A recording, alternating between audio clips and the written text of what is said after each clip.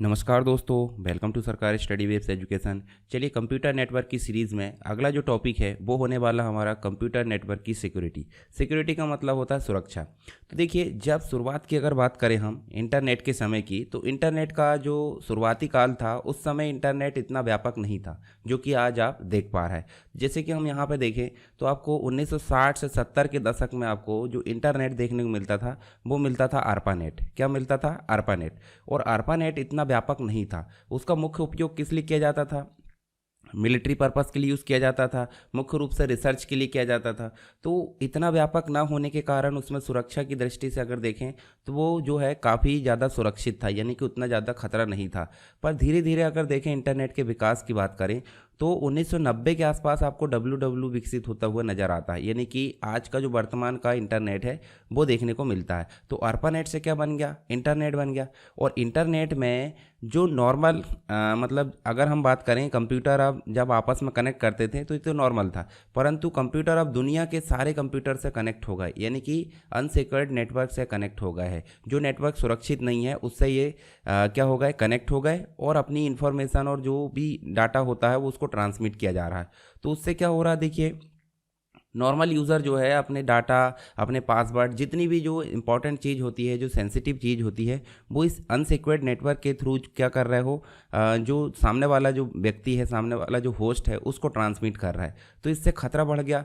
तो इसी खतरे को ध्यान में रखते हुए हम आगे जो है बहुत सारी चीज़ें पढ़ने वाले हैं। पहले तो हम बात करेंगे कि सिक्योरिटी के संबंध में कौन कौन से एस्पेक्ट्स है, यानी कि क्या क्या थ्रेट्स हो सकते हैं। उसके बाद हम जो है उसको सुरक्षित करने के लिए क्या क्या उपाय है वो उसकी बात करेंगे। ठीक है, तो चलिए यहाँ पे हम बात करते हैं। सबसे पहले जो बेसिक चीज़ है उसको हम देख लेते हैं। ये हालांकि मैंने इंटरनेट वाले टॉपिक में आपको पढ़ा दिया हूँ कि ARPANET बना पहले, ठीक है, 69 के आसपास। उसके बाद आप देखोगे तो आपको धीरे धीरे जो है प्रोटोकॉल बनते हुए नजर आए। प्रोटोकॉल का मतलब होता है कि किसी भी काम को करने के लिए कुछ रूल्स होते हैं। उसी प्रकार इंटरनेट में काम करने के लिए क्या होते हैं? प्रोटोकॉल होते हैं। प्रोटोकॉल को ही हम रूल्स बोल सकते हैं।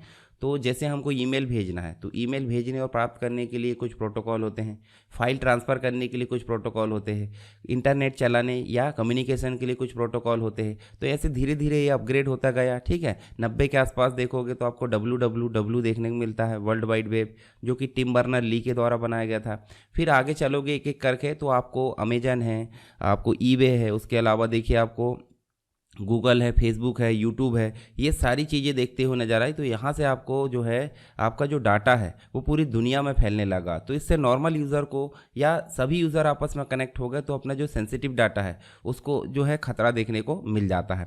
तो इस प्रकार हम देखेंगे यहाँ पे नेटवर्क सिक्योरिटी और इसके कुछ थ्रेट्स या सिक्योरिटी एस्पेक्ट्स क्या क्या हो सकते हैं, कौन कौन से थ्रेट्स, कौन कौन से खतरे हो सकते हैं हमको, तो वो हम यहाँ पे बात करेंगे। मुख्य रूप से तो 4 होते हैं। तो आप देखोगे, पहला इंटरप्शन होता है, दूसरा प्राइवेसी बीच होता है, तीसरा इंटीग्रिटी होता है, चौथा ऑथेंटिसिटी होता है और नॉन रेपिटेशन होता है। हालांकि होते 4 ही है, पर यहाँ पे हम जो है जो नॉन रेपिटेशन है वो एक प्रकार से ऑथेंटिसिटी ही होता है।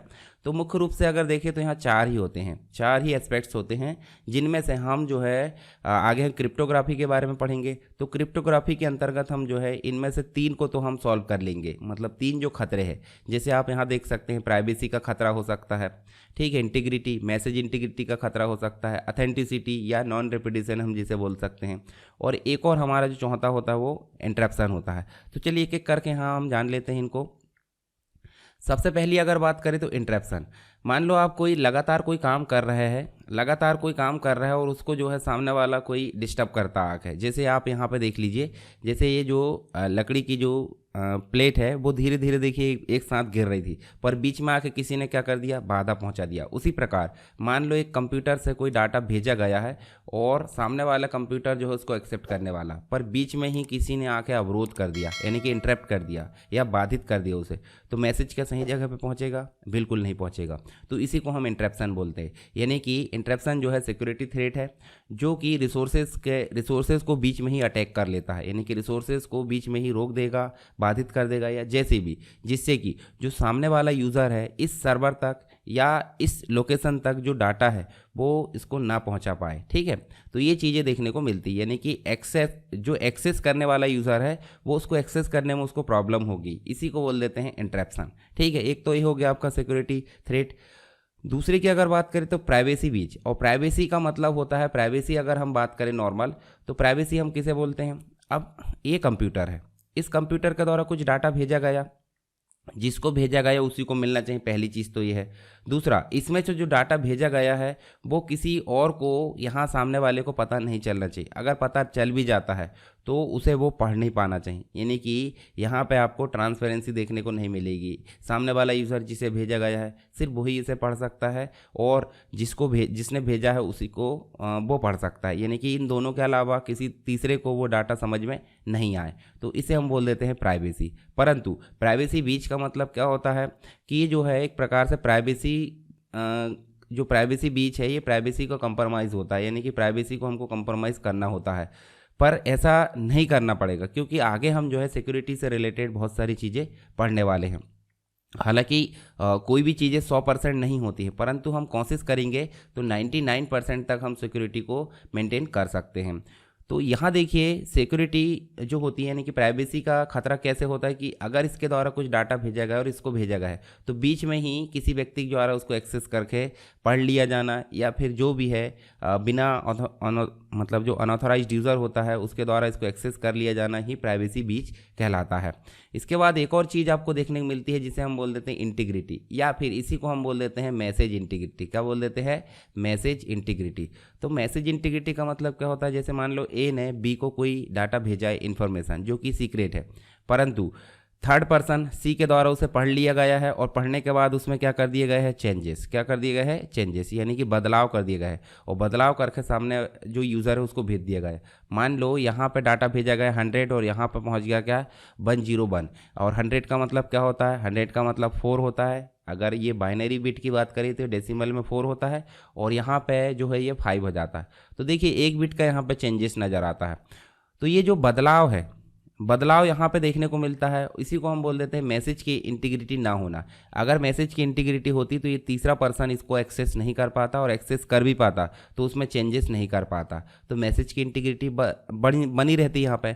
तो मैसेज की इंटीग्रिटी बनाए रखने के लिए भी आगे हम जो है चीज़ें यहाँ पे देखने वाले हैं। तो ओरिजिनल डाटा अगर नहीं जा रहा है किसी भी सामने वाले यूज़र के पास, तो मैसेज की इंटीग्रिटी यहाँ पे देखने को नहीं मिलेगी। ठीक है, ये चीज़ आपको समझ में आई। उसके बाद आप देखिए आपको ऑथेंटिसिटी देखने को मिलेगी। ऑथेंटिसिटी का मतलब क्या होता है कि जैसे कोई यूज़र अगर एक्सेस कर रहा है नेटवर्क को, तो नेटवर्क में वो ऑथेंटिकेट होना चाहिए, यानी कि उसके पास जो है जो वैलिड आईडी और पासवर्ड होना चाहिए, तभी वो ऑथेंटिकेट यूज़र कहलाएगा, यानी कि ऑथोराइज्ड यूज़र कहलाएगा, जिससे क्या होगा वो नेटवर्क की जो सर्विसेज है उसको एक्सेस कर सकता है। ठीक है, इसके अलावा कुछ लोग ऐसे होते हैं जो हैकर्स वगैरह होते हैं, वो बिना आईडी बिना पासवर्ड के अनऑथराइज्ड तरीके से नेटवर्क के जो रिसोर्सेज है उसको यूज़ कर लेते हैं, और उसमें कुछ भी परिवर्तन करके या फिर जो भी है छेड़छाड़ उसमें कर सकते हैं। इसके अलावा आप देखो नॉन रेपुटेशन, ये जो होता है एक प्रकार से गैर अस्वीकृति होता है। गैर अस्वीकृति का मतलब क्या होता है, जैसे यहाँ समझिए ये यूज़र है, इस यूज़र के द्वारा दूसरा जो यूज़र है उसको पैसे ट्रांसफ़र करने के लिए रिक्वेस्ट भेजी गई, कहाँ पे? बैंक के माध्यम से। ठीक है, बैंक वेरीफाई करेगा कि जो यूज़र जिससे रिक्वेस्ट आई है वो वैलिड है या नहीं है। अगर वैलिड है तो उस रिक्वेस्ट को पूरी करके वो बी को पैसे ट्रांसफ़र कर देगा। तो बैंक का काम होता है कि यूज़र वैलिड है या नहीं है, मतलब आपका कस्टमर, जैसे आप सुने होंगे ना KYC, तो आपका कस्टमर है तो ही आप रिक्वेस्ट पूरी करो, अन्यथा नहीं करो। तो इसी को हम बोल देते हैं नॉन रेपुटेशन। अगर यहाँ पे कस्टमर आपका नहीं है, इनवैलिड कस्टमर है, तो उससे क्या होगा, इसकी जो रिक्वेस्ट है उसको अस्वीकृत कर देगा। तो इसी को बोल देते हैं नॉन रेपुटेशन। तो इस प्रकार हमने 4 एस्पेक्ट्स हमने देखे जो कि आपको सिक्योरिटी थ्रेट्स के रूप में भी देखने को मिलेंगे। इन थ्रेट्स को आपने जान ली हैं तो अच्छी बात है। अगर आपको समझ में नहीं आया तो आप मुझे कमेंट बॉक्स में बताइए, और नहीं तो फिर से आप एक बार फिर से रिवीजन कर सकते हैं वीडियो को। इसके अलावा भी आपको अगर कोई दिक्कत है तो आप मुझे कमेंट बॉक्स में बता सकते हैं। और इसकी कंप्लीट सीरीज़ आपको प्लेलिस्ट में देखने को मिलेगी, उसकी लिंक आपको मिल जाएगी प्लेलिस्ट वाले सेक्शन में और डिस्क्रिप्शन में भी, तो उसको जाकर आप देखते रहिए। तो उससे क्या होगा, पुराने जो टॉपिक है वो भी आपके कवर होते रहेंगे। और अगला टॉपिक हम पढ़ेंगे क्या, क्रिप्टोग्राफी, जो कि प्राइवेसी का मुख्य है, जो एक प्रकार से औजार हम बोल सकते हैं, टूल है, जिसके माध्यम से सिक्योरिटी को लेकर काफ़ी ज़्यादा जो है सावधानी बरती जाती है। तो चलिए मिलते हैं नेक्स्ट क्लास में, तब तक के लिए जय हिंद।